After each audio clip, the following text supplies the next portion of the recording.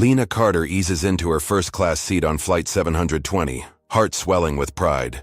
She's earned this moment. Then Diane Kessler's voice slices through. "Ma'am, you're in the wrong seat." Lena flashes her boarding pass, proving her place, but Diane's icy stare screams bias. A passenger's phone captures the clash. Whispers, ripple. Lena stands firm, clueless that this tiny spark will ignite a viral storm, ruin lives, and haunt her forever. What begins as a seat dispute will reshape her destiny. Can justice prevail? Before we dive deeper, drop a comment. Where are you watching from? If you stand for fairness and accountability, smash that like button and subscribe for more gripping tales of truth.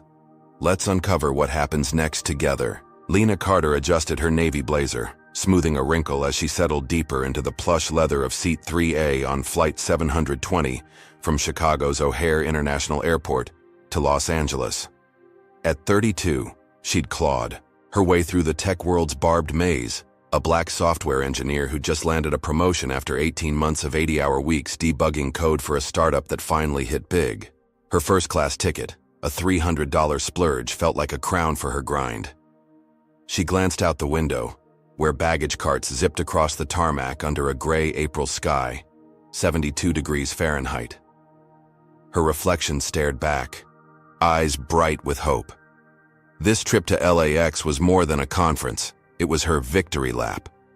Across the cabin, Diane Kessler, a 40-year-old senior flight attendant with 20 years at Horizon Airlines, clipped her name tag onto her crisp navy vest. Her blonde bun sat tight, not a strand out of place, mirroring her obsession with control. Raised in a small Indiana town, Diane thrived on rules, viewing the airplane as her kingdom.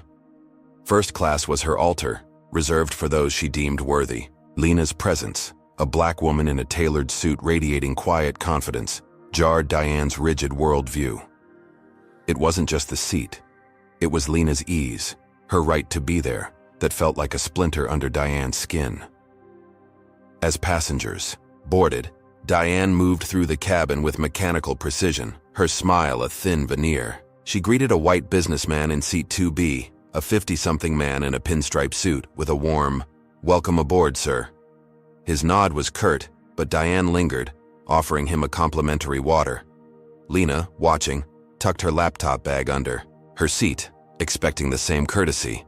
Instead, Diane stopped at 3A, her voice sharp.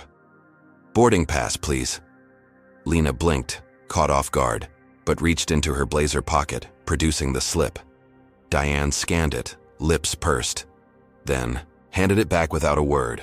Lena's brow furrowed, but she let it slide. Maybe Diane was just thorough. 10 minutes later, with the cabin half full, Diane returned. "I need to see that pass again." Her tone carried an edge, louder this time, drawing glances from nearby passengers. Lena's stomach tightened. She pulled out the pass, her fingers steady despite the heat creeping up her neck. "It's the same one," she said, voice calm. Diane examined it longer than necessary, her eyes flicking between the paper and Lena's face, as if searching for a lie. "Fine," Diane muttered, walking away. The businessman in 2B looked up from his phone, eyebrows raised, then went back to typing.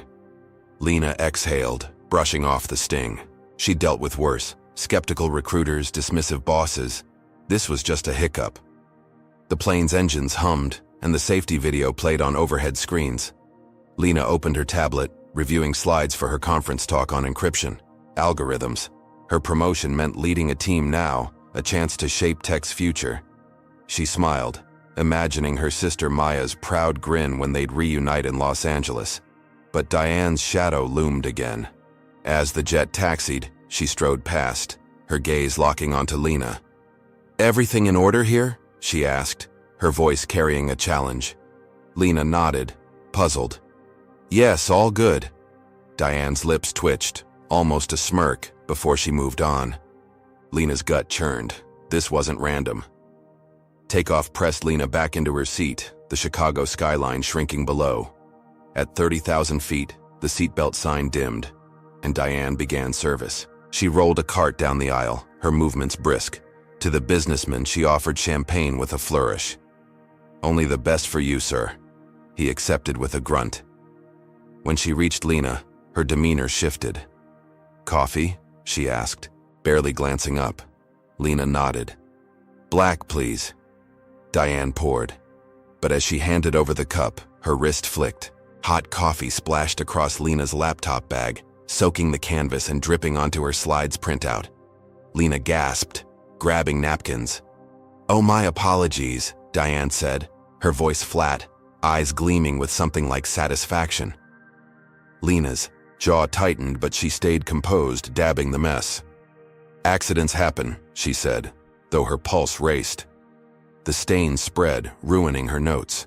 Diane moved on, unfazed, while Lena salvaged what she could. The bag was drenched, her carefully highlighted pages now a soggy blur. She'd spent weeks on that presentation, a showcase for her new role. Her chest ached, not just for the work, but for the intent behind it. Diane's mistake felt like a jab, a warning to stay small. Lena glanced around, wondering if anyone else saw it. Most passengers were engrossed in their screens or drinks, oblivious. But one man, seated across the aisle in 4C, caught her eye. He was black, mid-40s, with a neatly trimmed beard and a leather notebook in hand. He offered a napkin, leaning closer. "That wasn't an accident," he whispered. "She's got it out for you." Lena took the napkin, her fingers brushing his. "Thanks," she murmured, unsure how to respond. His words echoed her suspicion, sharpening it. "I'm Marcus," he said quietly. "Journalist. I've seen this kind of thing before." Lena nodded, managing a small smile. "Lena, just trying to get to LA in one piece." Marcus chuckled softly, but his eyes stayed serious, flicking toward Diane, who was now chatting with a white couple in row 1, all warmth and deference.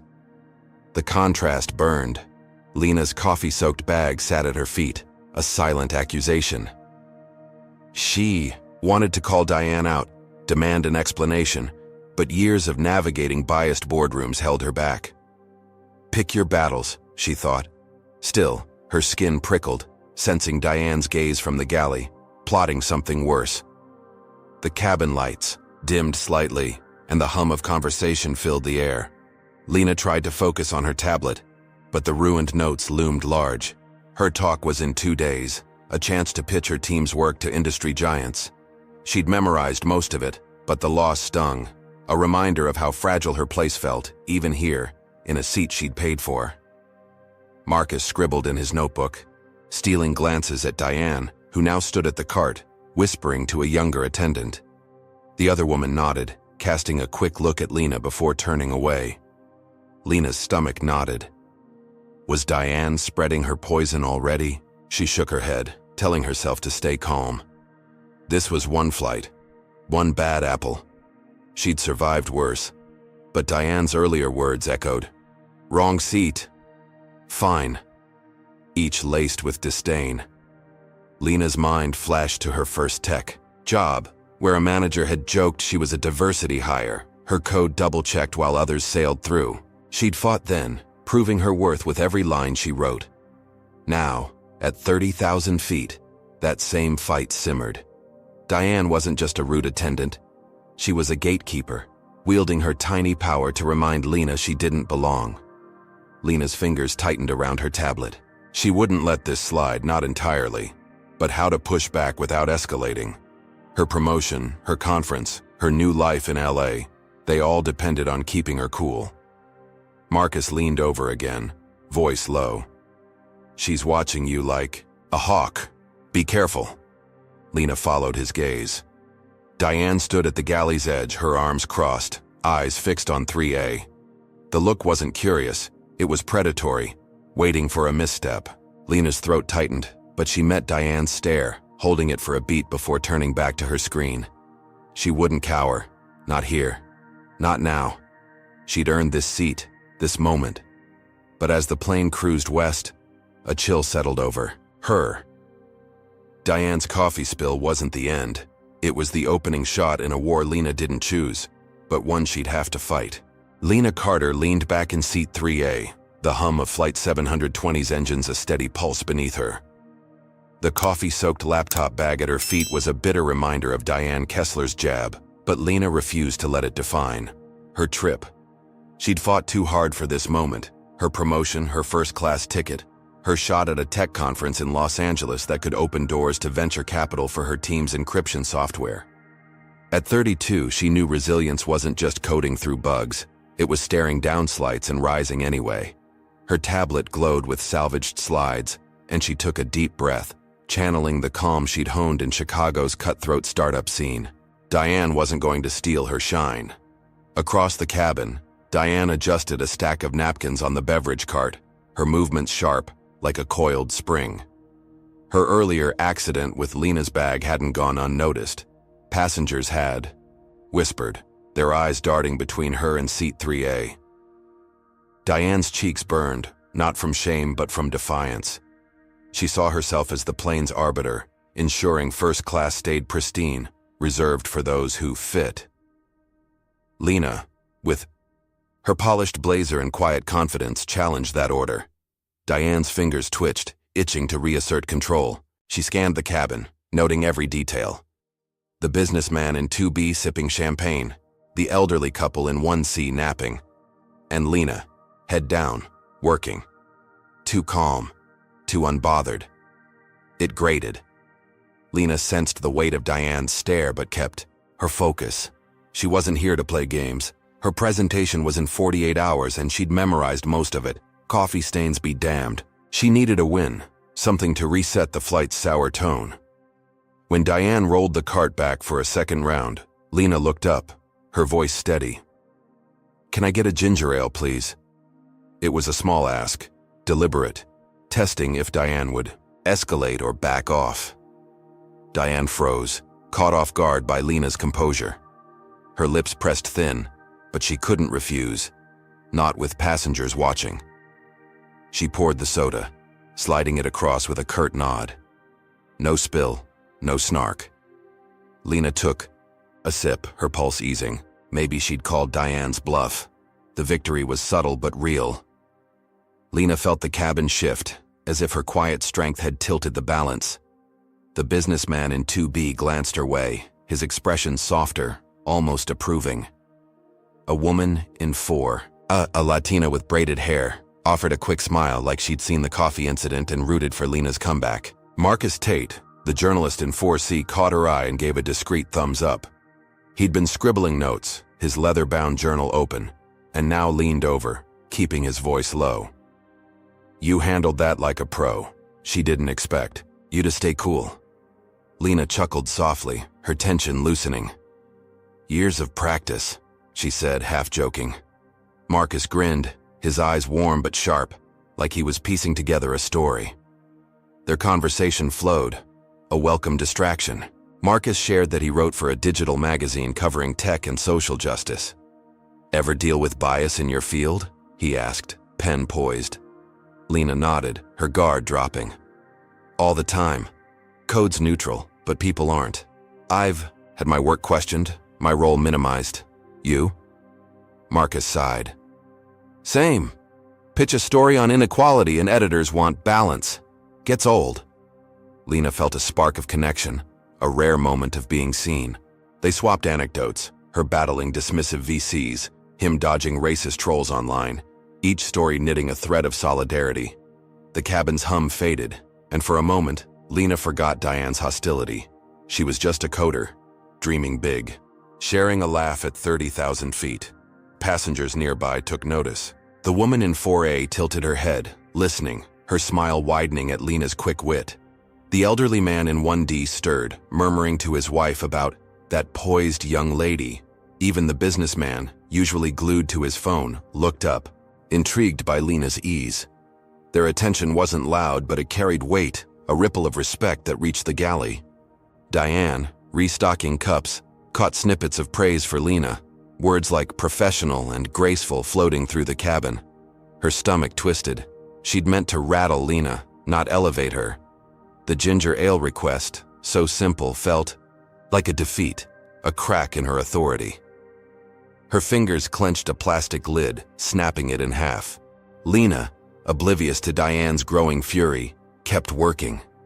She pulled up a backup file, rebuilding her slides with fresh annotations.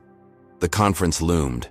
500 attendees, maybe 50 who'd hear her out. She couldn't afford distractions, not when her team's funding hung in the balance. Her fingers flew across the tablet, each tap a defiance of Diane's earlier sabotage. She paused to stretch, glancing out at the endless clouds, 70,000 shades of white stretching to the horizon. Her phone buzzed in her pocket, and on impulse, she opened her social media app. First-class vibes, despite a rocky start, she posted, adding a plane emoji. It was light, hopeful, a nod to her reclaimed calm. Within minutes, likes trickled in from colleagues back in Chicago, boosting her mood further. But Diane wasn't done. She retreated to the galley, her back to the cabin, and pulled out her phone. Her fingers hovered, then typed a message to her brother-in-law, Richard Holt, a Horizon Airlines vice president who oversaw operations. "Got a disruptive passenger in first," she wrote, her thumbs shaking. "Black woman, seat 3A. Keeps challenging me. Need advice?" She hit send, her breath shallow. Richard's reply came fast. "Handle it. I'll back you up." Diane's lips curled, a flicker of triumph cutting through her anger. Lena might think she'd won this round, but Diane had connections, leverage. She pocketed her phone, smoothing her vest, and returned to the cart with renewed purpose. In seat 3A, Lena closed her tablet, satisfied with her progress. Her ginger ale sat empty, a small trophy of her restraint. Marcus was back to writing, but he glanced up, sensing a shift. "She's too quiet," he muttered, nodding toward the galley. Lena followed his gaze, spotting Diane's rigid posture, her eyes darting toward 3A. The attendant's earlier retreat had felt like surrender, but now Lena wasn't sure. Something simmered beneath Diane's calm, a storm gathering strength. Lena's stomach tightened, but she pushed it down. She'd faced down worse than a petty flight attendant, college professors who'd doubted her math, bosses who'd overlooked her pitches. She'd handled Diane once, she could do it again. The cabin lights flickered as the plane hit a pocket of turbulence, a brief jolt that made passengers gasp. Lena gripped her armrest, her mind flashing to Maya waiting at LAX, probably sipping coffee and texting her arrival plans. The thought grounded her. This flight was just 3 hours, a blip in her journey. Diane's antics were annoying but manageable. Lena leaned back, closing her eyes, letting the engine's drone soothe her. She pictured her conference talk, the applause, the deals that might follow. Her promotion was proof she belonged. Here, in tech, everywhere. For now, she'd won a small battle, and the cabin's quiet approval felt like armor. But Diane's text to Richard hung like a shadow. In the galley, she poured another coffee, her hands steady but her mind racing. Lena's poise, the passengers, whispers, the ginger ale. They mocked her control. Richard's words echoed, "Handle it." She wouldn't let some coder upstage her, not in her domain. Her eyes narrowed, locking onto Lena's seat. The flight had hours left, plenty of time to tilt the scales back. Lena might feel safe, even victorious, but Diane was already rewriting the rules, setting a trap that would make a spilled coffee look like mercy. Lena Carter sat in seat 3A, the cabin of Flight 720, a fragile bubble of calm after her small win. Her ginger ale triumph over Diane Kessler felt like a shield, bolstered by passenger nods and Marcus Tate's quiet solidarity. At 32, Lena had learned to savor these moments, proof she could navigate tech's biases and still shine. Her tablet glowed with rebuilt slides, each bullet point a brick in her conference fortress. Los Angeles was 2 hours away, 80 degrees Fahrenheit, a city of promise where her encryption talk could seal her team's future. She glanced at Marcus, scribbling in his journal across the aisle. His earlier words echoed. "Be careful," Lena pushed the warning aside. She'd handled Diane's coffee spill, her boarding pass demands. She could handle this. Diane, in the galley, gripped a water bottle, her knuckles pale. Lena's poise, the passenger's whispers, Richard Holt's text, they churned in her mind like a storm. She'd spent 20 years ruling this cabin, her navy vest a badge of control. At 40, She saw first class as sacred, not for someone like Lena, whose confidence felt like defiance. Diane's text to Richard, her brother-in-law at Horizon Airlines, burned in her pocket. "Handle it." His reply gave her power, but Lena's calm had stolen the spotlight. Diane's eyes flicked to seat 3A, where Lena typed, oblivious. She needed to strike, to restore order. Her gaze landed on Lena's laptop bag, tucked neatly under the seat. An idea sparked, cold and sharp. The plane cruised at 35,000 feet, clouds stretching endless below. Diane moved with purpose, rolling the beverage cart back out, her smile a mask. She served a white couple in 1B, chatting about their Malibu vacation, her voice honeyed. The businessman in 2B got a fresh scotch, no questions asked.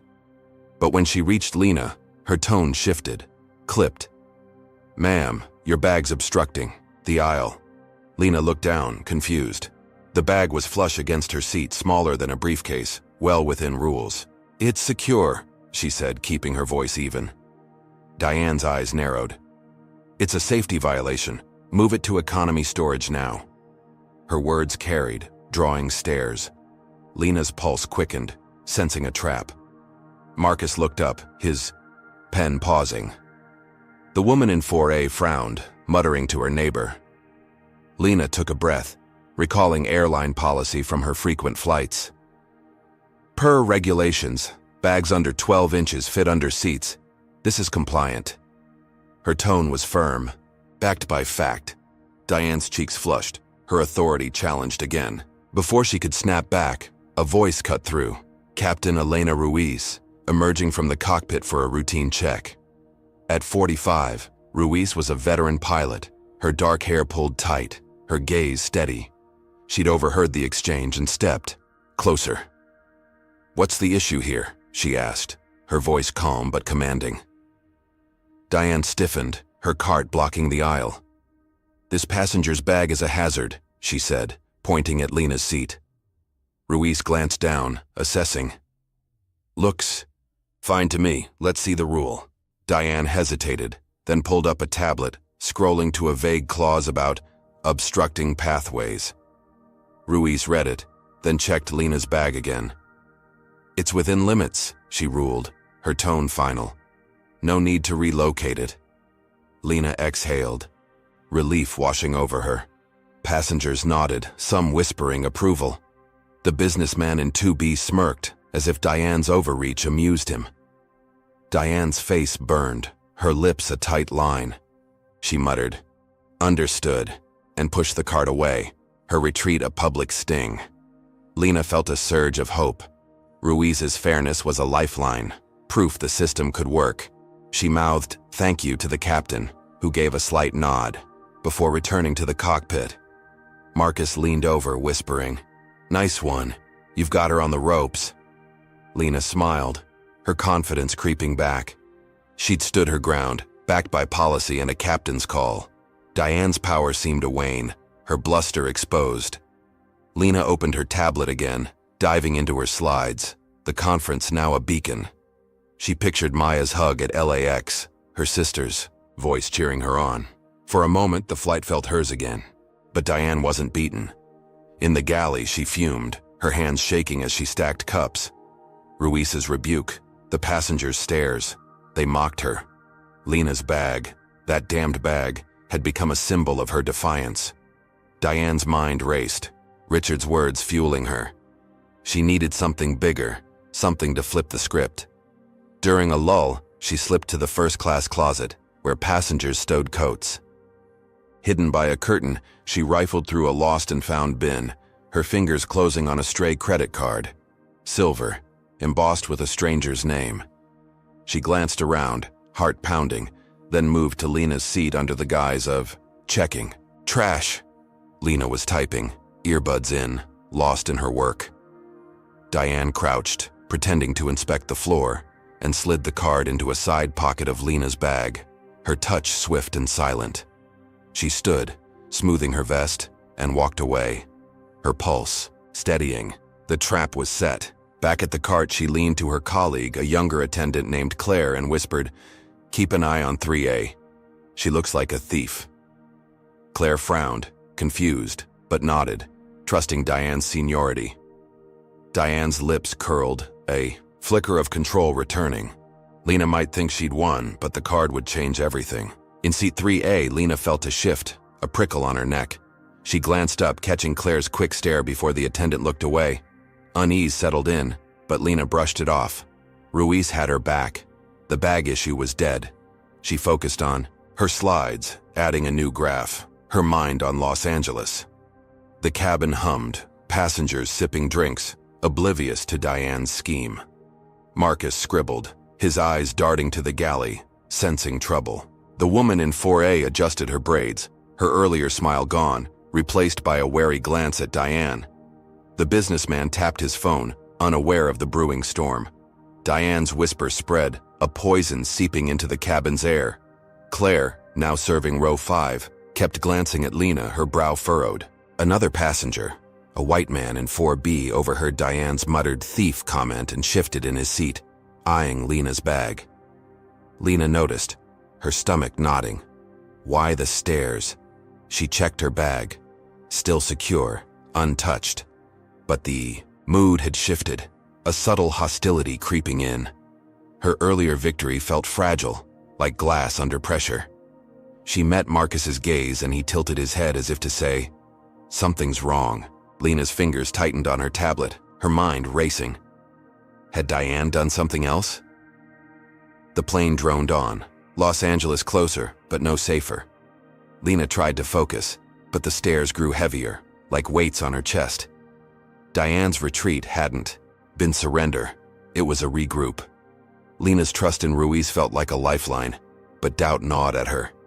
What if Diane had another play? What if this wasn't over? She glanced at her bag, unaware of the card inside, a silent bomb ticking down. Diane watched from the galley, her eyes cold, waiting for the moment it would blow everything apart. What's your take on this twist?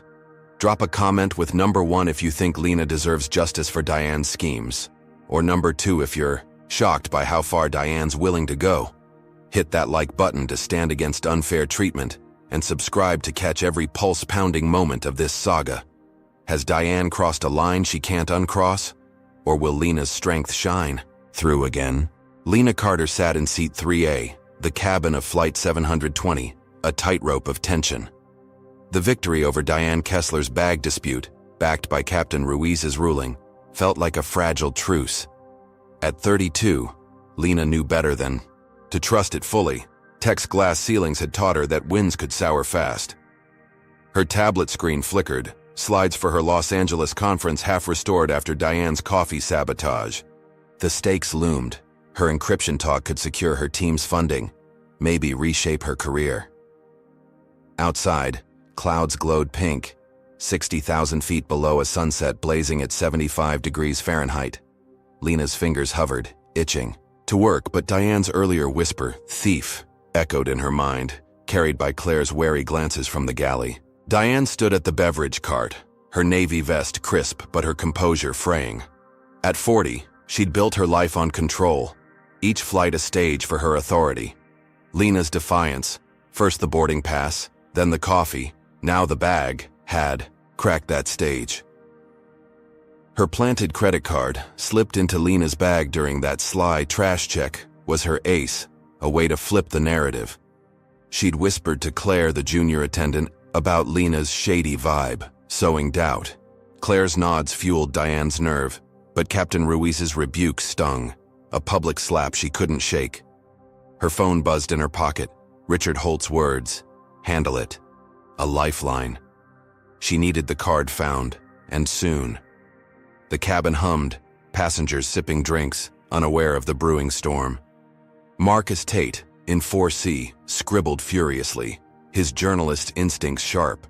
He'd caught Claire's stare, Diane's muttering, and Lena's unease. His leather journal held notes on the bag spat, a thread for a story about bias in transit. Lena glanced his way, grateful for his earlier warning. She wanted to trust the calm, to believe Ruiz's fairness would hold. Her laptop bag sat untouched, the planted card a silent threat she couldn't see. She opened a new slide, forcing focus, but her neck prickled, sensing eyes. Claire's, a white passenger's in 4B, even the businessman in 2B, now less amused, more curious. Trouble broke when the woman in 4A, adjusting her braids, reached for her purse and brushed Lena's bag. Her fingers grazed the side pocket, unzipped just enough for the silver credit card to glint. She froze, pulling it out, her eyes wide. "This isn't mine," she said, loud enough to turn heads. Lena looked over, confused, as the woman held up the card. "It was in your bag." Lena's stomach dropped, her pulse spiking. "That's not mine either," she said, her voice steady but tight. The woman hesitated, then flagged Claire, who hurried over, her face a mix of nerves and suspicion. Claire took the card, glancing at Lena. "Where'd this come from?" she asked, her tone sharp. Lena shook her head, heart racing. "I don't know. It's not mine." Passengers leaned closer, whispers rippling. Thief, stolen, trouble. Marcus set his pen down, his gaze locking on Diane, who hovered near the galley, her lips twitching with a flicker of triumph. Claire called for Ruiz, her voice carrying a tremor. Lena's mind spun. She'd never seen that card, never touched it. Her bag had been secure except Diane's trash check. The realization hit like ice water, but she stayed calm, years of boardroom scrutiny kicking in.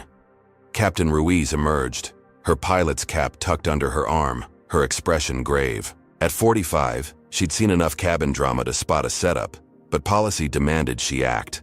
"What's going on?" she asked, taking the card from Claire. The woman in 4A explained, her voice uncertain, pointing to Lena's bag. Lena met Ruiz's gaze, unflinching. "Captain, that card isn't mine. I've been in my seat the whole flight working. Someone must have placed it there." Her words were clear, measured, but her chest tightened, sensing the weight of accusation. Marcus spoke up, his voice low but firm. "I saw the senior attendant, Diane, near that bag earlier, during a trash check. She was awfully close." Passengers murmured, heads turning toward Diane, who stiffened, her face paling. The businessman in 2B raised an eyebrow, his phone now down, watching. Ruiz's eyes narrowed, flicking between Lena, Marcus, and Diane. "Serious claim," she said. "Let's check the footage." She radioed the cockpit, requesting a review of the cabin's security feed, a standard feature on Horizon's jets. Diane's hands clenched, her breath shallow, but she stayed silent, her eyes darting to Claire for support. Lena sat rigid, her tablet forgotten, the card a noose she hadn't tied. She'd faced bias, snide recruiters, skeptical VCs. But this was new, a calculated strike at her character. Her mind flashed to her sister Maya, waiting at LAX, oblivious to this nightmare.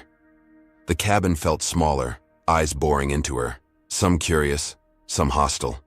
The woman in 4A looked apologetic, whispering, "I didn't mean to cause trouble." Lena nodded, managing a small smile. "It's okay. You did the right thing."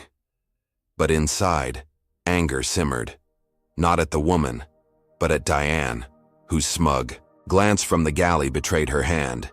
Minutes dragged, the plane's hum a cruel metronome. Ruiz returned, her face unreadable, holding a tablet.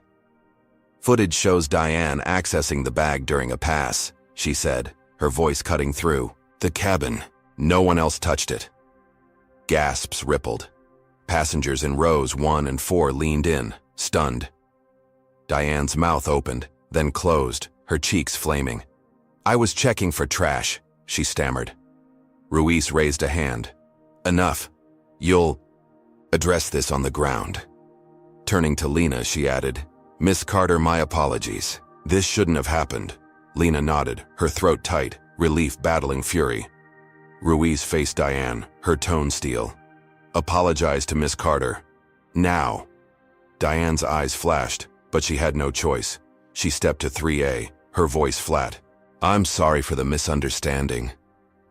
The words were hollow, her gaze venomous, but passengers clapped, a wave of support washing over Lena.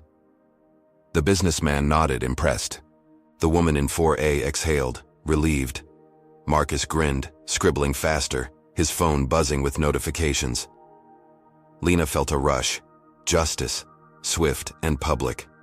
She'd cleared her name, exposed Diane's lie. Her hands steadied, her focus returning to her slides, the conference now a beacon of hope. Marcus leaned over, his voice a whisper.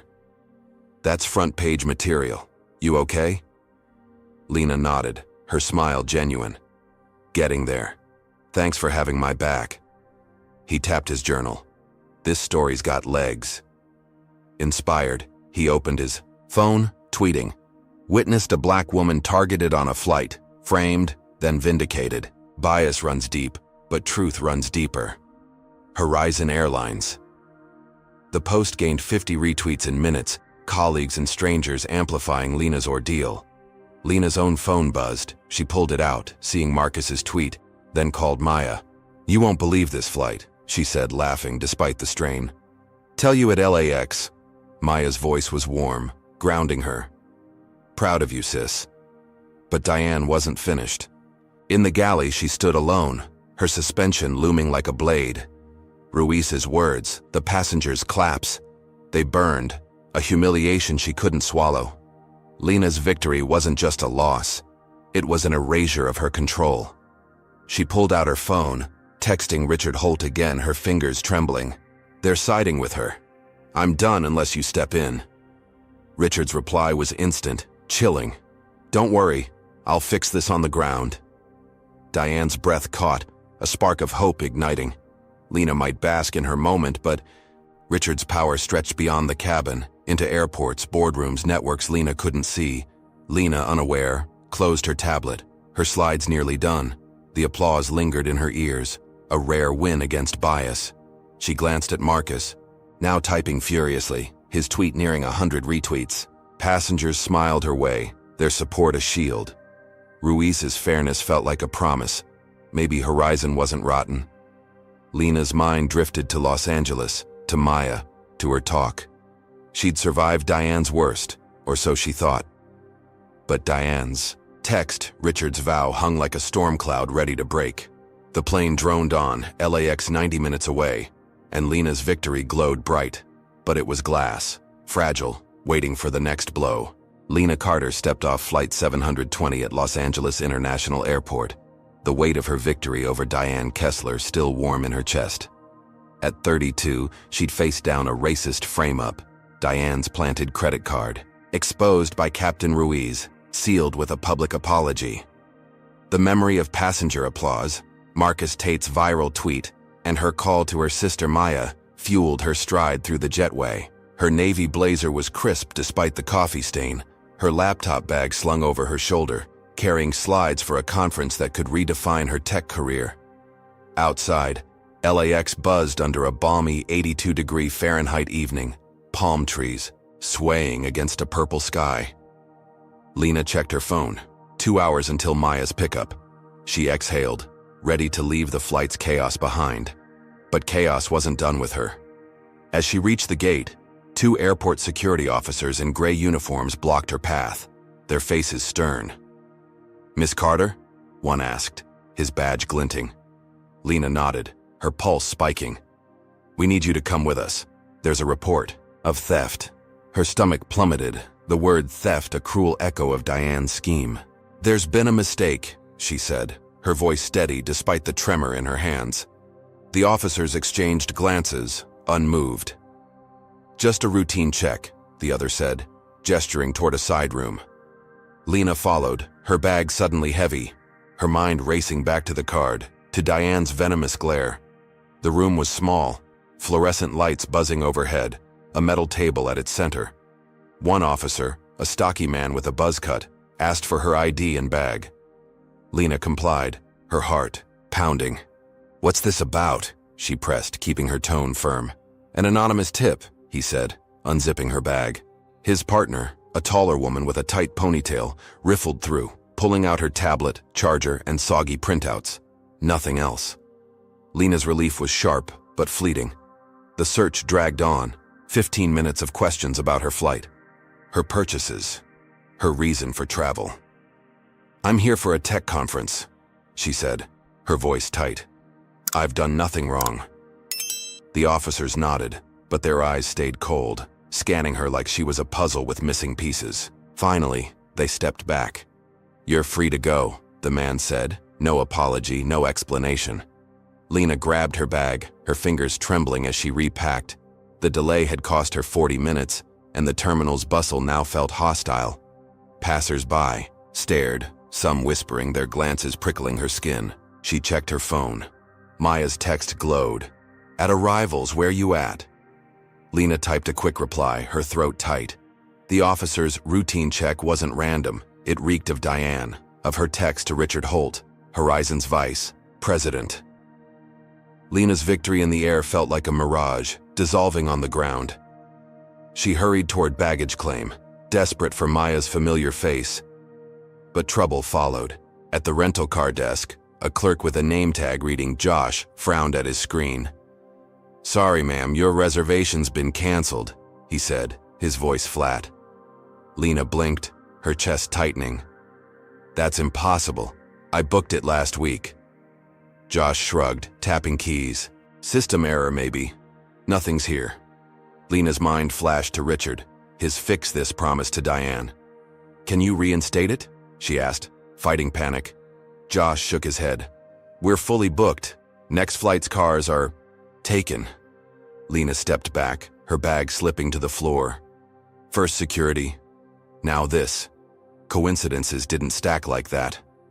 Marcus Tate appeared, his leather journal tucked under his arm, his expression grim. He'd lingered at the gate, sensing trouble when Lena didn't emerge. Saw you with security, he said, voice low. What happened? Lena recounted the detention, the car cancellation, her voice shaking but clear. Marcus's eyes narrowed. That's no accident. Sounds like someone's pulling strings. He offered a ride, his rental sedan waiting outside. Lena hesitated, then nodded, grateful but wary. Thanks, she said, slinging her bag over her shoulder. I just want to get to my sister. Marcus led the way, his steps quick, scanning the terminal like a reporter chasing a lead. In a private lounge across LAX, Diane sat across from Richard Holt, her brother-in-law. Her navy vest swapped for a gray sweater, her blonde bun loosened, but her anger tight.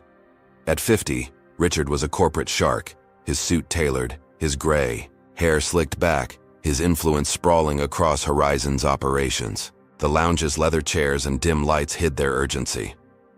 They're suspending me, Diane hissed, her hands clenched. Because of her. Richard sipped a whiskey, his eyes cold. Ruiz went soft, but we're not done. Diane leaned forward, her voice a whisper. She's trending online. Justice for Lena. It's humiliating. Richard's lips curled. Then we bury her digitally. Call her a troublemaker, a fraud. My PR guy's ready. Diane nodded, her pulse steadying. She'd failed to break Lena in the air, but Richard's reach was wider. Social media, news, even airport systems. He'd already tipped security, spiked Lena's rental. Now they'd craft a narrative to flip the script. Diane pulled out her phone, drafting a post for a fringe forum she knew, one that thrived on outrage. First-class passenger harassed me, lied about a card, she typed, her fingers swift. She's no victim. Check her tweets. She hit send, knowing Richard's contacts would amplify it, seeding doubt across platforms. Lena's earlier post, first-class vibes, would become a weapon, twisted to paint her as arrogant, ungrateful. Outside, Lena slid into Marcus's sedan, the LAX lights blurring past. Her phone buzzed with notifications. Marcus's tweet had hit 500 retweets, strangers praising her strength, colleagues sending support, but darker replies crept in. Entitled much. Stop playing the victim. Lena's breath caught, her fingers hovering over the screen. What the hell, she muttered. Marcus glanced over, his jaw tight. Trolls. Happens when a story blows up. Lena nodded, but the venom stung, each comment a needle. She didn't know Diane's forum post was spreading, or that Richard's PR machine was fueling the hate, turning her victory into a target. The car hummed along Century Boulevard, Maya's hotel 10 miles away. Lena stared out, the palm trees now shadows against neon signs. Security's cold eyes, Josh's shrug. They weren't just slights, they were coordinated, a net tightening around her. Diane's apology, forced and hollow, hadn't ended anything. Lena's mind raced. Had Diane called ahead? Was someone bigger involved? Marcus's voice broke her thoughts. This feels personal. Stay sharp. Lena nodded, her bag at her feet, its weight a reminder of the card, the bag dispute, the coffee. She'd won in the air, but the ground was hostile, and she was far from safe. At the lounge, Diane sipped a coffee, her eyes on her phone as replies to her post rolled in. Angry emojis, slurs, demands for Lena's real story. Richard scrolled his own screen, nodding at a message from his PR contact. Smears live. Expect traction by morning. Diane's lips twitched, a spark of control returning. Lena's applause, her trending hashtag, would crumble under their weight. The airport detention was just a start. Richard's next move would hit harder, deeper, beyond Lena's reach. The flight was over, but their war was just beginning, and Lena's steps toward Maya carried her straight into its jaws. Lena Carter slumped into a vinyl chair at a Los Angeles hotel coffee shop, the glow of LAX fading behind her. At 32, she'd weathered Diane Kessler's racist schemes on Flight 720, boarding pass disputes, coffee sabotage, a planted credit card, all exposed by Captain Ruiz's ruling. But the ground had bitten harder, airport security's detention, her canceled rental car, and venomous trolls twisting her "Soccer Justice for Lena" hashtag. Her navy blazer hung loose, coffee, stains faint but stubborn, her laptop bag at her feet holding slides for a tech conference 2 days away. Outside, 80-degree Fahrenheit air clung to palm trees under a starry sky. Lena's phone buzzed. Marcus Tate's tweet now had 2,000 retweets, a beacon of support amid the hate. She needed Maya, her sister, to ground her. Maya burst through the door, her curls bouncing, her smile a lifeline. At 28, she was a graphic designer, fierce and loyal, her denim jacket patched with protest slogans. "You okay, sis?" she asked, pulling Lena into a hug. Lena exhaled, the weight of security's cold eyes and troll slurs spilling out. "It's like they won't let me breathe," she said, her voice cracking. Maya's eyes blazed. "Then make them choke on your truth. Tell the world." Lena hesitated, her tech instinct wary of viral traps, but Maya's fire sparked something. Diane's apology, forced and hollow, wasn't enough. Richard Holt's shadow, his "fix this" text to Diane, loomed too large. Lena nodded. Resolve. Hardening. "You're right. I'm done playing small." They ordered coffees. The shop's hum a brief sanctuary. Lena pulled out her phone, Marcus's sedan ride still fresh. She'd trusted his warning about strings being pulled. His tweet glowed. Bias runs deep, but truth runs deeper. She opened her camera app, her reflection sharp against the shop's neon sign. "I'm recording," she told Maya, who gave a thumbs up. Lena spoke, her voice steady but raw. "I'm Lena Carter, a software engineer. On Horizon Flight 720, a flight attendant targeted me, challenged my seat, ruined my work, framed me for theft, all because I'm black.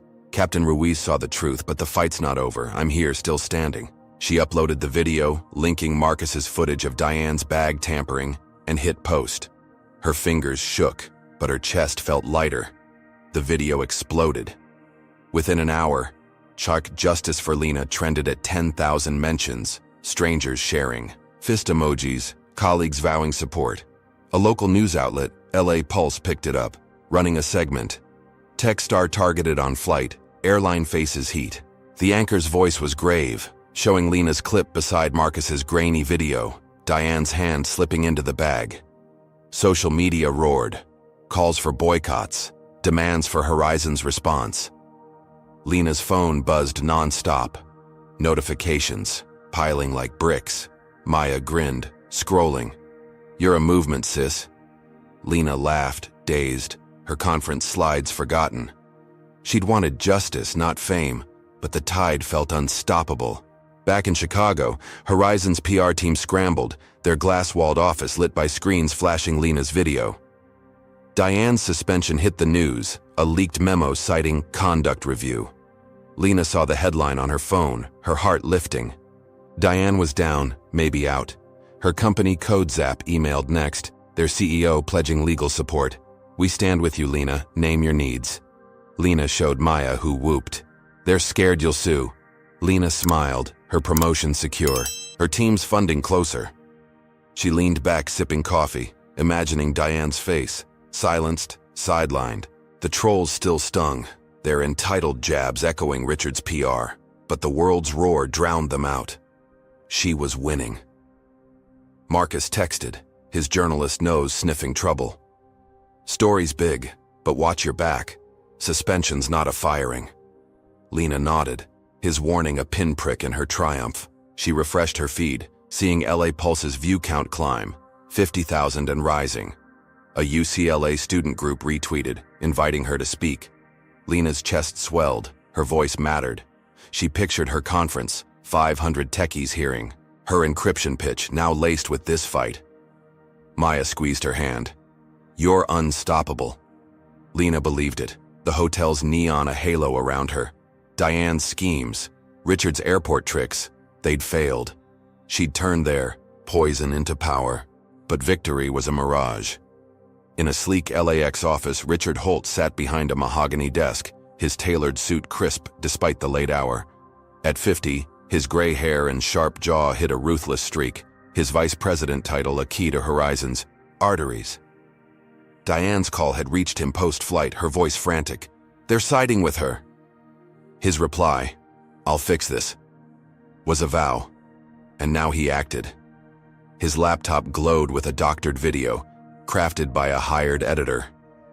It showed Lena on the plane, her bag dispute clipped to seem aggressive. Her calm, "It's secure," twisted into a shout, Diane's rebuke painted as restraint. Richard smirked, emailing it to a tabloid contact. "Drop this, she's no victim." Diane, holed up in a nearby motel, fueled the fire. Her blonde bun was gone, hair loose, but her rage burned steady. Suspension wasn't defeat, it was a pause. She logged into a fringe blog, Truth Watch, her fingers flying. "I'm the real victim," she typed, her post titled, "Flight Attendant Slandered by Angry Passenger." She painted Lena as a liar, her seat a scam, her video a stunt. "She attacked me, ruined my career. Don't believe the hype." She linked Richard's fake clip, knowing his PR bots would push it. Replies flooded, slurs, threats, cries of poor Diane.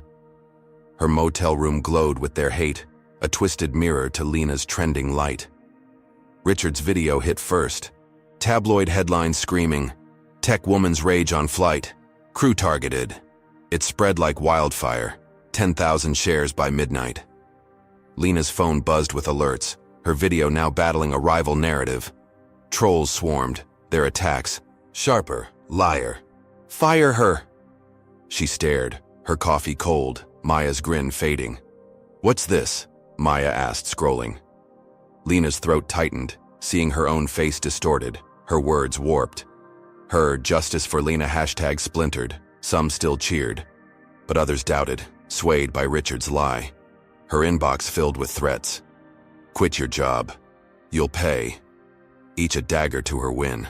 In the coffee shop, Lena's hands shook, but she refused to break. Maya's eyes flashed. "This is bull. Fight it." Lena nodded, her tech brain kicking in. She'd trace the video, expose its edits. CodeZap's lawyers could help, maybe, sue for defamation. She texted Marcus, who replied instantly, "Smells like a setup. Digging now." His instincts matched hers. Richard's fingerprints were somewhere. Lena's conference loomed, her slides unfinished. But this was bigger. Diane's blog post, unseen by Lena, gained traction, its lies seeping into forums, fueling protests Richard would soon orchestrate. Lena's victory, so bright at dusk, was cracking, and the night held sharper claws. The hotel's neon flickered, mirroring Lena's fading calm. She'd fought on the plane, won in the air, but the ground was a battlefield. Richard's video, Diane's post, they weren't just attacks. They were a machine, grinding her truth to dust. Maya squeezed her arm, grounding her. "We got this," she said. Lena nodded, her jaw set, but doubt gnawed. Her trending hashtag, her company's support, were they enough? Diane's motel glowed with hate, Richard's office with power. Lena stood tall, but the war was shifting, and her next step led straight into their trap. Lena Carter sat on a stiff hotel bed in Los Angeles, her navy blazer folded beside her, the coffee-stained laptop bag a grim relic of Flight 720. At 32, she'd turned Diane Kessler's racist attacks, seat disputes, sabotage, a framed theft, into a viral stand with her video, trending at 20,000 Justice for Lena mentions. But Richard Holt's doctored clip, twisting her into an angry liar, had cracked that win, spawning threats that burned her phone screen. Outside, 78-degree Fahrenheit air hung heavy, neon signs buzzing like her nerves. Her sister Maya slept nearby, her snores a faint anchor. Lena's conference loomed, her encryption talk one day away, but the tabloid's Rage on Flight headline gnawed at her. Richard's work, Diane's venom. Back in Chicago, CodeZap's CEO emailed, their tone cautious. "We support you, Lena, but public perception's tricky. Consider a low profile." Lena's stomach twisted, her promotion teetering. She'd fought for that role, coding through nights, outshining doubters. Now her own company wavered, spooked by Richard's smear. She refreshed her feed. Justice for Lena still fought, but trolls roared louder, their slurs a chorus. Fraud. "Quit!" Maya's words echoed. "Fight it!" But exhaustion clawed her. She needed rest, a plan, not this endless siege. Her phone buzzed, a Chicago number she didn't know. Against her gut, she answered. "Miss Carter?" A gruff voice said, "Police, your apartment's been hit." Lena's breath caught, the room spinning. "Hit how?" she asked, her voice a thread. The officer was blunt. "Vandalism. Windows smashed, walls tagged. We're on scene." Lena pressed for details, her heart sinking. "Racial slurs," he admitted, pausing. "The N-word, others. Looks targeted." Lena's eyes burned, her free hand gripping the bedspread. Her wicker park loft, her sanctuary of plants and books, defiled. "Any suspects?" she asked. The officer sighed. "Not yet. Probably kids. We'll file a report." Kids. The word rang hollow, Richard's shadow too clear. His PR bots had fueled the hate, maybe more. Lena hung up, waking Maya, her voice shaking as she spilled the news. Maya's eyes blazed, her curls wild. "This ain't random, Lena. It's them." Lena nodded, her tech brain kicking in. Richard's video, Diane's Truth Watch post. They'd lit this fuse. She Googled her address, praying it wasn't public, but her heart sank. Fringe forums shared it, tied to Diane's. Lies. She called the police back, demanding protection, but the officer's tone stayed flat. "We'll patrol when we can." Lena's jaw clenched, her safety a footnote to their apathy.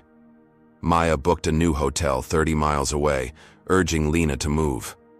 "You're not safe," she said, packing Lena's bag. Lena agreed, her conference now a distant star, survival her focus. By dawn, Lena checked into a Santa Monica motel, its faded blue walls a stark contrast to her Chicago loft's warmth. Her phone buzzed. Marcus Tate, the journalist from the Avi-Tai flight. "Found something," he texted. Holt's linked to a PR firm, Shadowspin. They pushed the fake video. Lena's pulse quickened. Marcus's dig a lifeline. Shadowspin's site boasted crisis management, their clients a who's who of corporate sharks. Richard's name wasn't listed, but his fingerprints were. Lena's smeared face, her twisted words, bore their style. She forwarded the tip to CodeZap's lawyers, her hope flickering. If Marcus was right, they could nail Richard, maybe end this. Lena needed Horizon's ear. She emailed their PR team attaching Marcus's tweet, her video and a timeline. Diane's seat challenge, coffee spill, card frame-up. Now this vandalism. "Your employees' lies sparked this," she wrote, her tone sharp. Investigate, or I go public again. Horizon's reply was swift, canned. We're reviewing all claims. Thank you for your patience. Lena scoffed, patience a luxury she didn't have. But their response hinted at pressure. Her trending hashtag, LA. Pulse's coverage had them rattled. She leaned back, the motel's thin mattress creaking, daring to believe she'd pushed back hard enough. Then the hammer fell. A knock jolted her. Maya answered, finding a motel clerk, his face pale. Ma'am, there's people outside. For you. Lena peered through the blinds, her breath catching. A dozen protesters, white men mostly, paced the parking lot, signs waving. Lena lies. Justice for Diane. Slurs curled from their lips, the same one spray-painted on her loft. Lena's knees buckled, Maya steadying her. Call the cops, Maya whispered, but Lena froze, the Chicago officer's dismissal ringing. Would LAPD care, the protesters chanted, their voices ablade. Go home, fraud. Cameras flashed, live streams catching Lena's silhouette, Richard's bots amplifying it online. Lena's phone lit up, notifications aflood. Shadow spin's work, no doubt. A new hashtag, Lena, the liar, climbed. 5,000 mentions in an hour. Diane's blog post, slandered by angry passenger, fueled their fire. Her victim act, a magnet for bigots. Lena's video, once a shield, drowned in their noise. She texted Marcus. Protesters at my motel. Holt? He replied, on it. Stay safe. Lena's chest tightened, her conference forgotten, her promotion a ghost. The protesters weren't random. Richard's money, Diane's hate, had summoned them, punishing her for daring to speak. Maya barricaded the door, her voice firm. We're not running. Lena nodded, her coder's logic cutting through fear. She opened her laptop, pulling Horizon's reply, Marcus's shadow spin tip, her video's analytics. 10,000 views fading against a Lena. The liar's rise. She drafted a new post, her fingers trembling. My home's trashed, my name's dragged because I stood up. Truth's still mine. She hesitated, Maya's nod pushing her to hit send. It gained traction, loyal followers retweeting, but the protesters' shouts drowned her hope. Their signs loomed. Diane's innocent. A twisted echo of her, flight's applause. Lena's fight had sparked a war, and Richard's next blow was already falling. Sharper than paint, louder than chance. The motel's neon buzzed, a cruel spotlight. Lena's stand, her trending light, had lit a target on her back. Maya's hand gripped hers, but the crowd's slurs cut deeper, each one a brick in Richard's wall. Lena's loft, her job, her voice, they teetered, and Diane's motel glowed with triumph, her allies marching for her lie. Lena fought to breathe, her resolve steel but cracking, the war now a siege she hadn't braced for. How far does hate stretch when power backs it? Drop a comment with number 1 if you're raging at Richard's dirty tricks, or number 2 if Lena's courage has you cheering. Smash that like button to stand against lies tearing down truth, and subscribe to see this battle unfold. Can Lena outsmart a machine built to crush her, or will Richard's next strike break her for good? Lena Carter sat cross-legged on a creaky motel bed in Santa Monica, her navy blazer draped over a chair, its coffee stain a faint scar from Flight 720. At 32, she'd turned Diane Kessler's racist gauntlet. Seat disputes, sabotaged slides, a framed theft, into a viral crusade. Her Hachim Justice for Lena video, hitting 30,000 mentions. But Richard Holt's doctored clip and the vandalism of her Chicago loft, its walls defiled with slurs, had crushed that spark, with protesters chanting Lena lies outside her motel. Now, 75-degree Fahrenheit air pressed against the window, the Pacific's hum a distant tease. Her sister Maya scrolled nearby, her phone glowing with hate. Lena, the liar at 10,000 posts. Lena's conference talk, hours away, felt like a ghost. Her promotion hung by a thread. Her phone rang, a New York number cutting through the motel's stale quiet. Lena answered, wary after police calls and troll threats. Miss Carter, this is Vivian Lang. CEO of Horizon Airlines, a voice said, crisp and warm. Lena froze, her pulse spiking. At 55, Vivian was a legend. Her climb from pilot to executive a masterclass in grit. "I've seen your video, the news, the protests," Vivian continued. "What happened on my flight is unacceptable. Diane Kessler's actions don't reflect us. I'm calling to apologize and make this right." Lena's breath caught, Maya's, eyes widening as she leaned closer, catching every word. Vivian's tone hardened. "Diane's suspension is temporary. She's fired, effective today. I'm investigating her contacts too. We're shaken by your apartment, the crowds. Name, your terms." Lena's mind raced, years of tech battles, skeptical VCs, biased peers, sharpening her response. "I want accountability," she said, her voice steady. "Not just for Diane, but the system that let her thrive. And protection. I'm not safe." Vivian paused, then agreed. "Done. I'm inviting you to a press conference tomorrow, post-conference. Share your story, our reforms. We'll cover your security." Lena nodded, a flicker of hope igniting. "I'll be there," she said, hanging up, Maya's grin a mirror to her own. The call felt like a lifeline. Lena opened her laptop, the motel's dim lamp casting shadows on her slides. Encryption algorithms, her team's future. CodeZap's latest email had wobbled, urging caution, but Vivian's backing shifted the ground. Lena texted Marcus Tate, the journalist from the flight, whose shadow spin tip had pegged Richard's PR smear.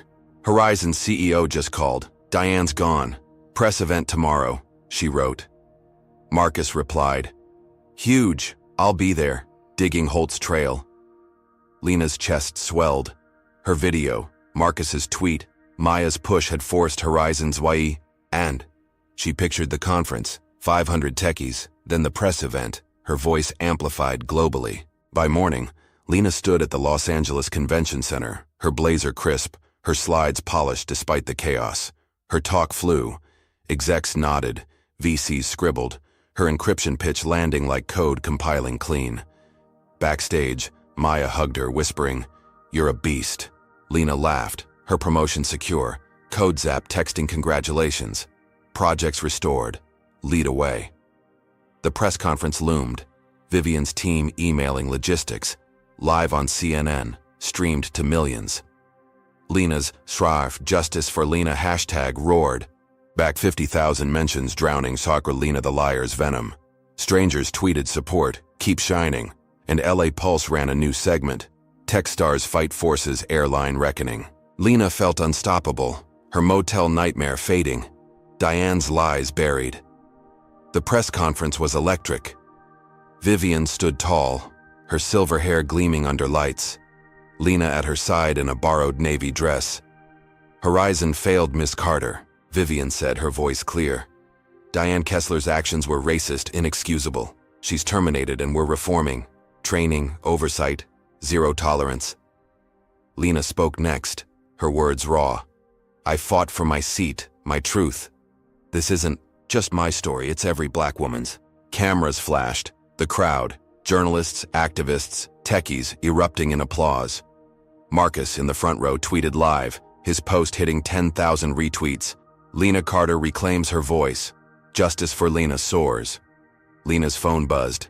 Maya beaming from the wings, CodeZap's CEO chiming in. "Proud to back you." Social media lit up, global outlets, BBC, Al Jazeera, running clips. Diane's allies, the motel protesters, vanished, their signs mocked online as bigot banners. Lena's talk trended alongside, tech forums buzzing about her encryption, work, VCs emailing offers. She walked off stage, Maya's arm around her, feeling like she'd cracked the system itself. Her loft's scars, the troll threats, they stung, but Vivian's stage had washed them clean. Lena dared to dream, her team funded, her career soaring, Richard's smear a fading echo. She texted Maya a selfie captioning it, "We did it," her smile wide, the Pacific's glow hers at last. But triumph was a trap. In a Chicago penthouse, Richard Holt sat at a glass desk, his tailored suit unbuttoned, his gray hair mussed. At 50, his vice president title was a crown, But Lena's press conference, Vivian's knife, threatened it. Diane's firing wasn't. His loss. Lena's spotlight was. His shadow spin firm had faltered, the doctored video swamped by justice for Lena's tide. He cracked his knuckles, opening a laptop to a hacker's email. Access granted. Carter's inbox. Full dump. Richard grinned, scrolling Lena's private messages. Code Zap rants, Maya chats, doubts about her promotion. He curated a batch, twisting her "I'm exhausted" into "I'm faking it," and leaked them to a tabloid, the Daily Sting. "She's a liar," he typed, hitting send. Bots primed to push it. Diane, in her motel, saw the leak's first ripples. Her phone, buzzing with TruthWatch alerts. Fired, humiliated, she refused to fade. She called a lawyer, a friend of Richard's, filing a defamation lawsuit against Lena. "Carter slandered me," her claim read, citing the video, the press conference, as malicious lies. Diane's blog post had sown seeds. Her followers, bigots cloaked as truth seekers, cheered, donating to her legal fund. She texted Richard, "Lawsuit's live, crush her." His reply was cold. "Already started." Diane leaned back, her motel's peeling wallpaper a stark frame, her rage a fire Lena couldn't see. The leak, the suit, they'd bury Lena's glow, turn her stage to ash. Lena, riding the press conference high, missed the storm's first gusts. Her phone buzzed with Maya's texts. "You're a star." And Marcus's, "Holt's quiet. Too quiet." She ignored the warning, her focus on Code Zap's restored faith, her talk's buzz. The motel felt safe, Maya's laughter a shield. But Richard's leak was spreading, tabloids prepping headlines, Techstars' secret doubts, and Diane's lawsuit loomed, a blade aimed at Lena's heart. Her victory, so solid under CNN's lights, was crumbling, and the next blow would shake her to the bone. Lena Carter stood in a cramped Santa Monica motel bathroom, splashing cold water on her face, the mirror reflecting exhaustion at 32. Her navy dress from the press conference, a symbol of triumph with Vivian Lang's backing, hung crumpled. In her bag, overshadowed by Flight 720 scars, Diane Kessler's racist traps, from seat disputes to a planted card, now morphed into Richard Holt's email leak and Diane's defamation lawsuit. The Los Angeles morning glowed at 72 degrees Fahrenheit, but Lena's world was ice. Her Hazard Justice for Lena hashtag, once 50,000 strong, battled Hazard Lena, the liar's venom, fueled by tabloid The Daily Sting's Techstars' secret doubts. Her sister Maya brewed coffee outside, her silence loud. Lena's encryption talk had won techies, but her promotion teetered, Code Zap's faith fraying. Her phone buzzed, a news alert shattering the quiet. The Sting's headline screamed, "Leaked emails show Carter's lies." Lena's stomach lurched as she opened it, seeing her private messages. Rants to Maya about Code Zap's pressure. "I'm exhausted, can't keep proving myself." Twisted to paint her as a fraud. She faked her flight story for clout, the article claimed, quoting snippets out of context. Social media erupted, 20,000 shares in hours, trolls crowing, "Told you she's a scam." Lena's hands shook, her mind tracing the me. Hacked to Richard, his shadow spin firm a digital guillotine. Her press conference glow, Vivian's promise, felt like a cruel prank. Her truth was drowning. Maya burst in, her curls wild, phone in hand. "This is garbage, Lena. Your emails? How?" Lena's voice cracked. "Holt, he's hitting where it hurts." She scrolled, seeing Cockart justice for Lena splinter. Some fans stood firm, but others wavered, stung by proof. Code Zap's latest email landed colder than before. "We need to discuss your role. Media's impacting morale." Lena's chest tightened. Her promotion, her team's funding, slipping like sand. She'd coded through nights, outshone biases, only to be undone by stolen words. Maya's eyes blazed. "Sue them. You've got Vivian." Lena nodded, but doubt gnawed. Horizon CEO was one call, not a shield. The blow deepened at noon. Lena's colleague Priya, a data scientist she'd mentored, emailed, "I'm sorry, Lena. They pushed me." Attached was a TechBit interview. Priya's face tense. Lena exaggerated the flight. It wasn't that bad. Lena froze, betrayal cutting sharper than trolls. Priya had seen her video, knew the truth. Diane's coffee spill, the card frame up. Yet Shadowspin's pressure, likely Richard's cash, flipped her. The article spun Priya's words. Insider says Carter lied for fame. Social media pounced. Lena the liar hitting 30,000 mentions, burying Lena's conference buzz. Her phone buzzed, threats now personal. Quit or else. Lena's knees buckled, Maya catching her, her voice fierce.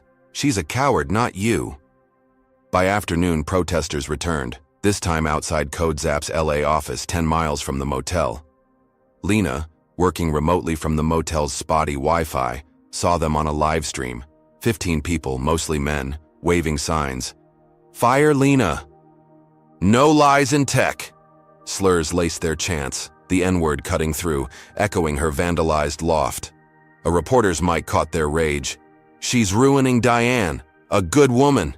Lena's throat closed, Richard's bots amplifying the feed to 50,000 views. CodeZap texted, stay remote until this cools. Her promotion, once a lock, was now a question mark. Her team's emails quiet, wary.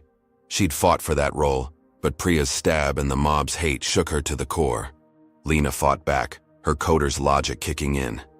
She opened her laptop, digging into Richard's trail. Marcus Tate's Shadowspin tip was gold. She found forum posts linking Holt to airport staff, whispers of erased flight footage. Her fingers flew, compiling texts, screenshots, her video's analytics, anything to prove tampering. She emailed Vivian, attaching Marcus's leads. Holt's behind the leak, the protests. He's hiding Diane's proof. Check LAX tapes. Vivian's reply was swift. On it. Stay strong. Lena exhaled, Vivian's weight a bolster. If Horizon dug, Richard's empire might crack, Diane's lawsuit with it. She pictured her conference stage, her voice rising again, the mob silenced. But Richard wasn't idle. In his Chicago penthouse, his glass desk gleamed, littered with burner phones. At 50, his vice president title was a fortress. But Lena's fight, Vivian's press conference, threatened its walls. His leak had dented her. Priya's flip a bonus. But downward justice for Lena's stubborn core held. He texted a contact. Wipe LAX footage. No trace of Kessler. The reply was curt. Done. Richard leaned back, his gray hair catching the skylines. Glow. A king moving pawns. Lena's email to Vivian was a spark, but he'd snuffed worse. Diane's next move, his rook, was ready to strike. Diane in her motel saw her chance. Her defamation suit, filed with Richard's lawyer, was floundering. Lena's video, Marcus's footage, too damning. But public tears could shift tides. She booked a slot on Truth Pulse, a fringe cable show with 1 million viewers, its host a fan of her Truth Watch blog. At dusk, Diane sat under studio lights, her blonde hair soft, her eyes wet. Lena Carter destroyed me, she sobbed, her voice breaking. I was protecting passengers, following rules. She lied, slandered me, took my job, my life. The host nodded, showing Richard's fake clip, Lena's rage looping. Social media exploded. Poor Diane trended at 15,000. Bigots. Cheering Lena's name dragged anew. Lena in the motel caught the broadcast on Maya's phone, her heart sinking. Diane's tears were theater, but they worked. Comments rolled. She's the victim. Carter's a bully. The show's reach dwarfed LA Pulse, its lies sticking like tar. Lena's inbox flooded. More threats, now violent. Watch your back. CodeZap's silence grew louder. Her remote set up a cage. Marcus texted. Diane's desperate. Holt's bankrolling her. Lena nodded, her jaw set, but fear crept in. Her conference win. Vivian's stage. Priya's trust. All eroded. The mob signs a mirror to Diane's crocodile tears.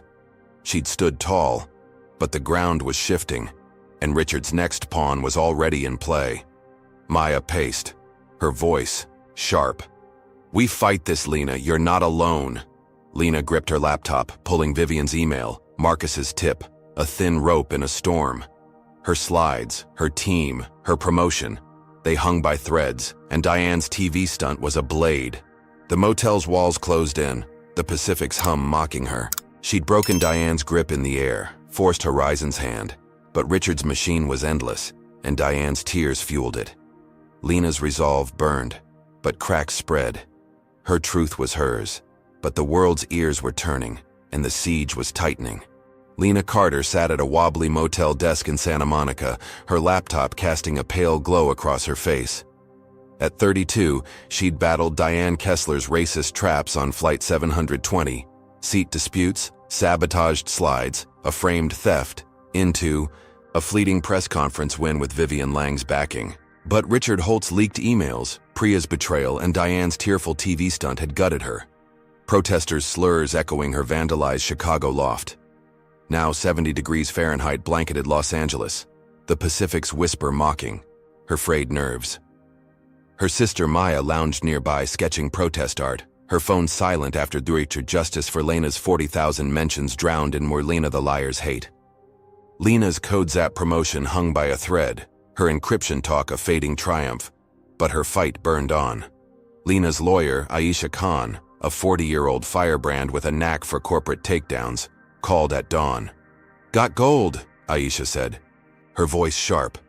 Holt sloppy. Bank records show he paid Shadowspin to bribe LAX staff. Erased flight footage, too. Lena's pulse raced. Marcus Tate's tip, now concrete. Aisha had more. Flight passengers, rows 1 through 4, gave statements. They saw Diane's card plant, your restraint. Judge is leaning our way. Lena gripped her phone, hope sparking. Diane's defamation lawsuit, claiming Lena's video lied, was crumbling. Courts today, Aisha added. We're ending this. Lena nodded, Maya's eyes lighting up, sensing a shift. By noon, Lena sat in a virtual courtroom, her motel Wi-Fi shaky but holding. Aisha's screen showed a Los Angeles judge, his gavel a digital thud. Diane's lawyer, a slick friend of Richard's, argued Lena's malicious slander ruined Diane's life. Aisha countered, presenting bank transfers, $10,000 from Richard to Shadowspin, tied to an LAX tech wiping tapes. Passenger. Testimonies rolled, Marcus's sharp recall, the woman in 4A's guilt, even the businessman's gruff nod. Kessler targeted her, no question. Lena's video played, Diane's bag tamper clear. The judge's brow furrowed, his ruling, swift, lawsuit dismissed, evidence supports Carter. Kessler's claims lack merit. Lena exhaled, Maya whooping, the motel's walls trembling with their joy.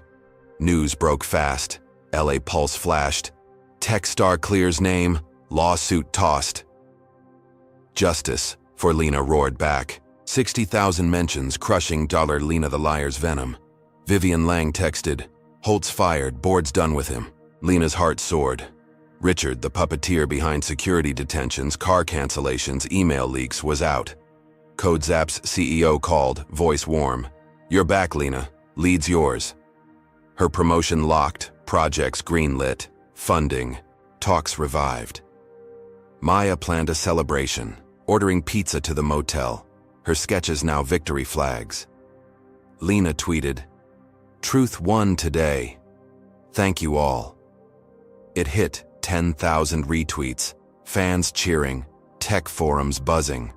Her encryption talk, now a legend, VCs circling. Lena leaned back, the motel's thin curtain swaying, Los Angeles's glow hers again. Marcus emailed, his Shadowspin expose draft ready. Holt's bribes, Diane's lies, front page soon. Lena smiled, picturing her team's future. Her loft scars fading. The protesters, Diane's TV tears, Priya's stab, they'd lost. Vivian's press conference, Aisha's court win, felt like steel, her fight a beacon. Maya blasted music, dancing, her curls wild. You're a queen, sis, Lena laughed, joining her, the pizza's steam a rare comfort. Her phone buzzed. Colleagues, strangers, even Priya's apology, ignored. Lena felt whole, her voice unshaken. Her CodeZap roll a throne she'd earned, but victory was a lie. Diane Kessler, holed up in a dingy Long Beach motel, saw the ruling on her cracked phone, her blonde hair tangled, her navy sweater frayed. At 40, her firing, her lawsuits, collapse, burned like acid. Lena's win wasn't just a loss, it was erasure, her 20 years at Horizon dust. Richard's fall stung, his fix this vow broken. But Diane refused to kneel. Her Truth Watch blog still had followers, bigots cloaking hate as justice. She opened a dark web forum, her fingers trembling, contacting a hacker she'd found through a fan. Need an address, she typed, offering her last savings, $2,000. Lena Carter, now. The hacker replied in minutes, a file landing.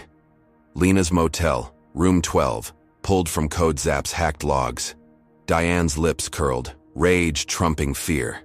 She posted the address on Truth Watch, her words venom. Carter's hiding here, lying still. Show her truth hurts.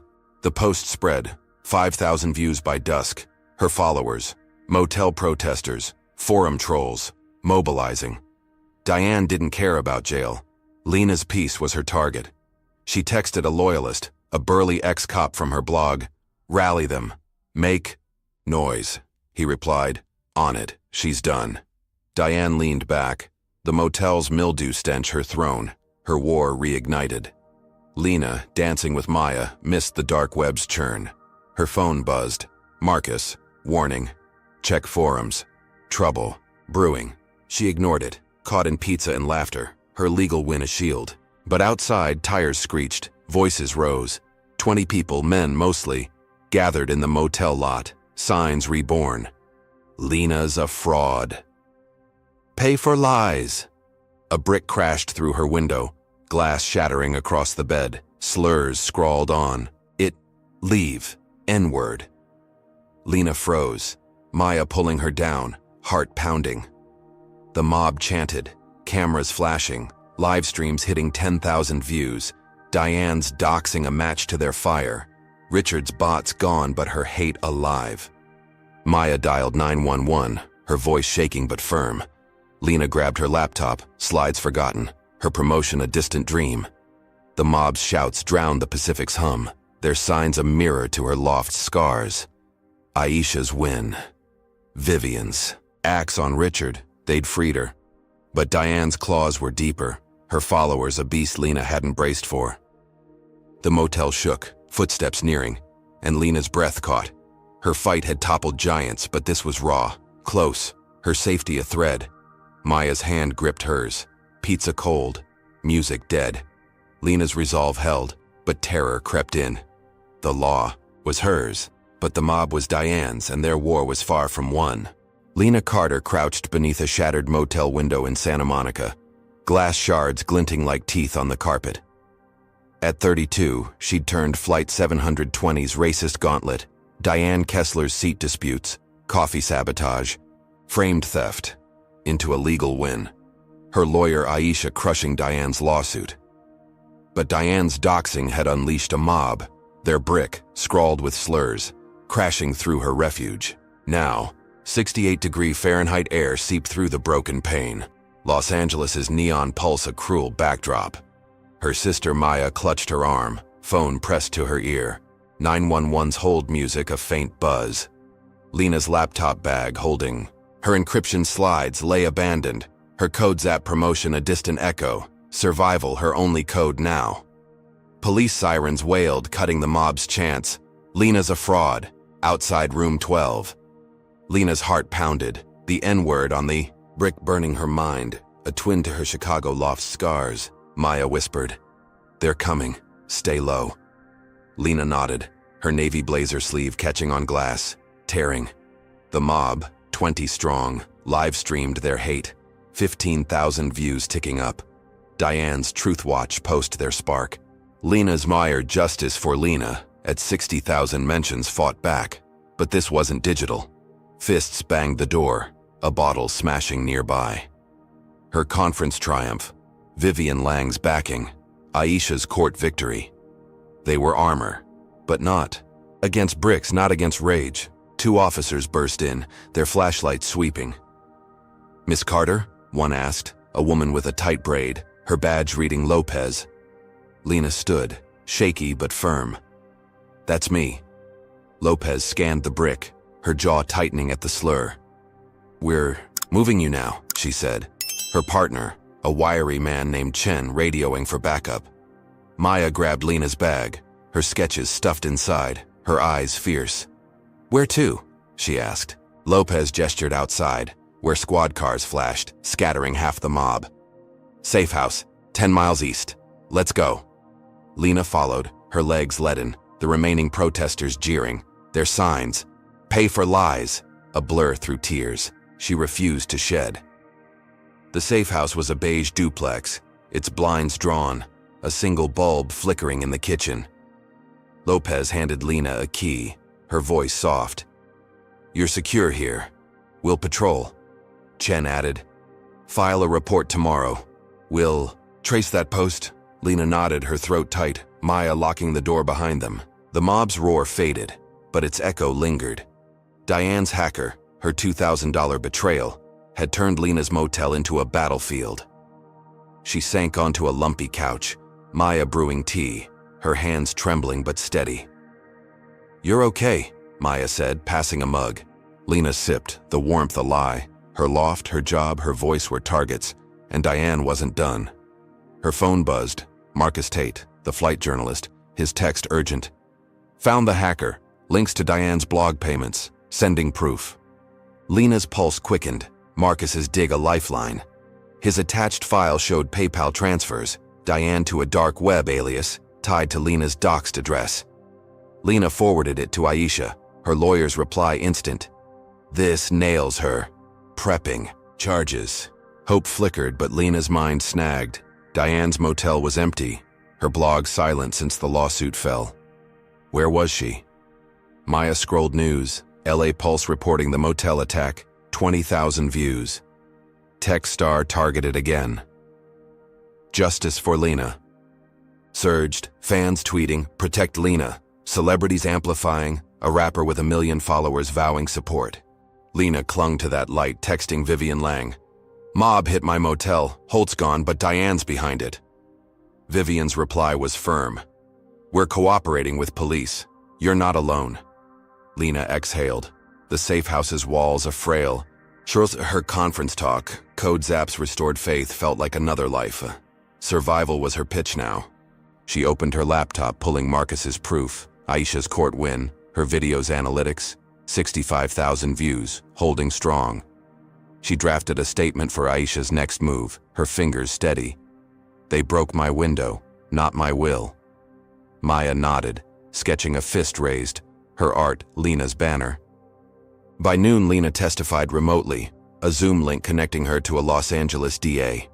Aisha presented Marcus's file, Diane's PayPal, the hacker's trace, TruthWatch screenshots. "Kessler orchestrated harassment," Aisha said, her voice steel. The DA nodded, issuing a warrant. Hours later, FBI raided Diane's Long Beach motel, finding her laptop open, plans scrawled, "Ruin Carter's career, leak her deals." Agents cuffed her, her blonde hair wild, eyes blazing. No tears now, only hate. News hit fast. CNN flashed. Flight attendant arrested for doxing tech star. Lena watched from the safe house, Maya cheering, her tea cold. Diane was down. Her mob scattered. Lena's safety hers again. Lena's phone lit up. CodeZap's CEO. "You're cleared, Lena. Leads secure." Her team texted, emojis flooding, funding talks back on. Vivian emailed, "Kessler's done. We're auditing. Staff." Lena smiled, the safe house's bulb steady now, Maya's music soft. She pictured her loft, clean walls, her conference stage reborn. Marcus's expose draft landed. Holt's fall, Kessler's crime. Set for print, 1 million readers waiting. Lena felt free, Diane's claws cut, Richard's empire dust. She hugged Maya, her voice light. "We survived, sis." Maya grinned, sketching Lena's face, a warrior's glow. The mob's brick, the slurs, they'd lost, and Lena's truth stood tall. But freedom was a trap. At dusk, Lena joined a code zap. Video call, her team buzzing about new contracts. An alert flashed. Security breach at their LA office 15 miles away. Evacuate now, the CEO typed. Bomb threat. Lena's stomach dropped, her safe house no shield. She rushed to join remotely, but the office feed showed chaos. Staff fleeing, sirens blaring. Aisha texted. Diane's allies, not her. Old blog crew. Lena's breath caught.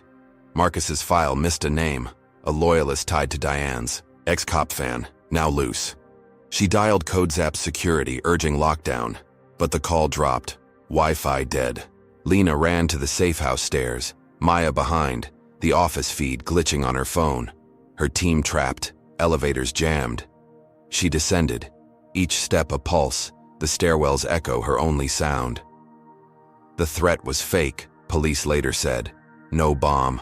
Just panic, but Lena didn't know. Her mind locked on her team, her promotion, her fight. Diane's arrest hadn't ended it. Her shadow lingered, a beast with new heads. The safehouse's bulb flickered. Maya's sketches left behind. The Pacific's hum gone. Lena's legal win, Vivian's audit, were steel. But this was fire, and her war raged on. The stairwell a cage she couldn't escape. Lena Carter stumbled out of the safe house stairwell, her lungs burning, the echo of her footsteps fading into Los Angeles's dawn. At 32, she'd fought through Flight 720's racist crucible, Diane Kessler's seat, disputes, coffee sabotage, framed theft, into a legal triumph. Aisha's courtroom win crushing Diane's lies. But Diane's doxing mob, their brick shattering her motel, and a fake bomb threat at CodeZap's office had pushed her to the edge. Now, 65-degree Fahrenheit air stung her face. The city's skyline a jagged silhouette against a pink sky. Her sister Maya gripped her arm, her sketches left behind. Lena's laptop bag slung heavy with slides that felt like relics. Her promotion, her team, her truth. They hung by threads, and the stairwell's panic lingered, a ghost she couldn't shake. Police swarmed CodeZap's office, 15 miles away, their radios crackling. False alarm, no bomb, just a typed note emailed from a burner account. Carter's a liar. Clear out. Lena, safe at the duplex, watched the news on Maya's phone. LA Pulse streaming live. Tech firm evacuated, linked to FlightStar's ordeal. Her heart steadied. Her team safe, but fear clung. The threat, tied to Diane's blog loyalist, an ex-cop named Vance, proved her war wasn't over. Maya brewed coffee, her curls matted, her voice firm. You're out, Lena. That's what matters. Lena nodded, her navy blazer torn, her CodeZap badge a weight in her pocket. Survival, her only win. Aisha Khan called, her lawyer's voice. A blade. Diane's convicted. Harassment, conspiracy, 3 years minimum. Lena exhaled, the Long Beach motel raid flashing. Diane's laptop, her ruin Carter scrawl, now evidence. Aisha added. Vance turned himself in, named Diane's orders. Holtz facing fraud charges. Bank records nailed him. Lena's chest lifted. Richard's penthouse empire cracked. His $10,000 bribes dust. CNN ran it. Flight. Attendant jailed. Exec indicted in Techstars harassment. Justice for Lena hit 70,000 mentions. Fans tweeting. Finally. Celebrities amplifying. A senator vowing hearings. Lena's phone buzzed. CodeZap's CEO. Our lead, Lena. Name your terms. Her promotion locked. Funding secured. Her team's cheers a digital hug. Vivian Lang emailed. Her CEO tone warm but urgent. Miss Carter, Horizon's sorry. Again. We're offering a settlement. $50,000, travel vouchers, lifetime upgrades. Lena read it twice, Maya scoffing. Money's nice, but it's not enough. Lena agreed, her tech brain spinning. She'd faced slurs, bricks, bombs for existing. I want change, she replied, her fingers steady. Mandatory training, a diversity board, public audits. Vivian's response was swift. Agreed, let's meet. Lena smiled, picturing Horizon's cabins, no more Diane's gatekeeping seats. Her conference talk trended anew, tech forums buzzing. Her encryption pitch now lawmaker bait. Bills drafted to ban airline bias, citing her name. The safe house's beige walls felt less like a cage. Lena sat with Maya, sipping coffee, the bulb steady above. Marcus Tate's expose hit print. Holt's fall, Kessler's crime.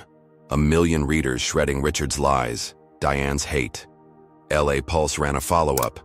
Carter's fight sparks reform, 80,000 views.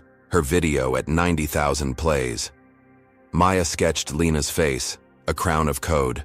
Her art a vow, never again. Lena's loft, still scarred, waited in Chicago. But Code Zap's office called, her team planning a welcome. She hugged Maya, her voice soft. "We made it, sis." Maya nodded, her eyes wet, the Pacific's hum faint but real. A pulse of hope. But hope cracked open a wound. Lena scrolled Marcus's expose, her gratitude deep. His flight warning, his hacker proof, his tweets had built her case. A link caught her eye, buried in a tech gossip blog. Journalist cashes in. Flight story. Sold. Her stomach dropped, clicking through. The Post claimed Marcus sold her saga to the Daily Sting, the tabloid that ran Richard's leak, for $20,000. Her emails, her pain, twisted for clicks. Photos showed Marcus at a bar toasting, his journal open, her name circled. Lena's breath hitched, Maya frowning. "What's wrong?" Lena showed her, her voice breaking. "He used me." She texted Marcus, her fingers shaking. "Did you sell my story?" His reply was slow, vague. "It's not what you think. Can we talk?" Lena's eyes burned, betrayal sharper than Diane's brick, Richard's bots. Marcus wasn't just an ally. He'd been her eyes, her voice, his stay sharp, a lifeline. Now it felt like a script, his pen a knife. She Googled deeper, finding sting bylines, Marcus's name pre-flight on fluff pieces, not justice. Her justice for Lena, his hashtag soured. Had he tweeted for her or for fame? Maya hugged her, whispering, "He's not us." Lena nodded, but trust bled out, a wound no court could seal. Lena paced, the safe house's bulb flickering now, her victory hollowed. Diane's cell, Richard's charges, they were justice. But Marcus's stab cut deeper, personal. Her conference stage, Vivian's reforms, Code Zap's faith, they stood, but her heart didn't. She opened her laptop, drafting a resignation. "Code Zap, I'm grateful, but I'm done." Her promotion, her team, her encryption dreams. She'd fought for them, but the fight's cost was her peace. Maya read it, her eyes soft. "You sure?" Lena nodded, her voice firm. "I need something new." She hit send, her badge on the table, her blazer folded, a chapter closed. By noon, Lena booked a flight. Not Horizon, Arrival, economy, no fanfare. She'd moved to a small California town, Carpinteria, 80 miles north, 62 degrees Fahrenheit, where waves drowned, noise. Her savings, her conference buzz, funded a plan, a nonprofit for black women in tech, coding camps, no glass ceilings. She sketched it with Maya, her sister's art the logo, fists raised in binary. Lena's phone buzzed. Vivian's meeting set, reforms drafted, her name on a bill. She'd won, shifted laws, but Marcus's shadow lingered. Trust a ghost. Her tweet, starting over, stronger, hit 5,000 likes, fans vowing to follow. But Lena logged off, her heart her own.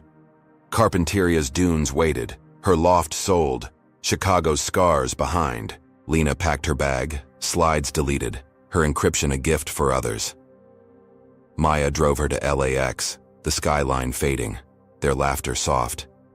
Diane's hate, Richard's machine, Marcus's pen. They'd shaped her, but not owned her. Her nonprofits, first camp, 10 girls was booked, her voice reborn. Lena stepped onto the plane, seat 23B, no eyes on her, the Pacific below a promise.